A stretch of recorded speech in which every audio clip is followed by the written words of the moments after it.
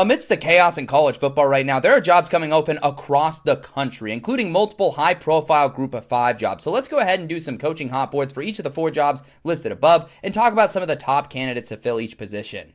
The Tulane head coaching search could get spicy. Their top target is Blake Baker, who was the defensive coordinator for LSU this last season, and Lane Kiffin announced he's going to be his guy too. But Tulane would love nothing more than to poach him. He wouldn't even have to sell his house to stay at Tulane in the state of Louisiana. Sheil Wood at Texas Tech, defensive coordinator there. He's had a great year. He could be a top target. Several Tulane assistants from last year, including both coordinators, Slade Nagel and Greg Gasparato, going to be top candidates for this job as well. Will Hall, a little less so. He has more coaching experience, but more bad coaching experience. His last stint at Southern Miss didn't go too well. A couple of CUSA coaches that have been doing really well, and Jerry Mack and Tyson Helton on the radar. Ed Orgeron, kind of, but it seems like that's not really a real possibility when we're talking about some of the other top candidates here.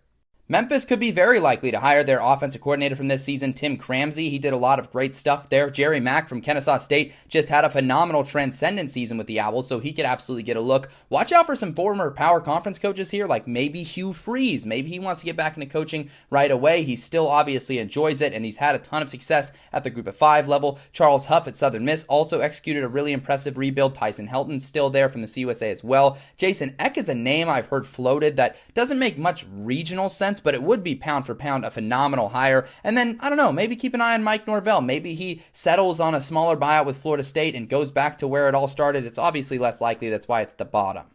Of the coaching searches on here, James Madison seems to be the most clear one. They are targeting some of their former James Madison coaches who are now coordinators at Indiana in Bryant Haynes and Mike Shanahan. And Brent Pry is also firmly in these conversations about returning to coach at James Madison. It would make a ton of sense considering his footprint he already has in the state of Virginia. Ryan Beard, the Missouri State head coach, has been floated out there. Casey Woods, the offensive coordinator at SMU. You've also got Mack in these conversations as well. Maybe even Colin Hitchler, who is already on the staff right now. So a lot of names floating out there for James Madison after Bob Chesney got poached.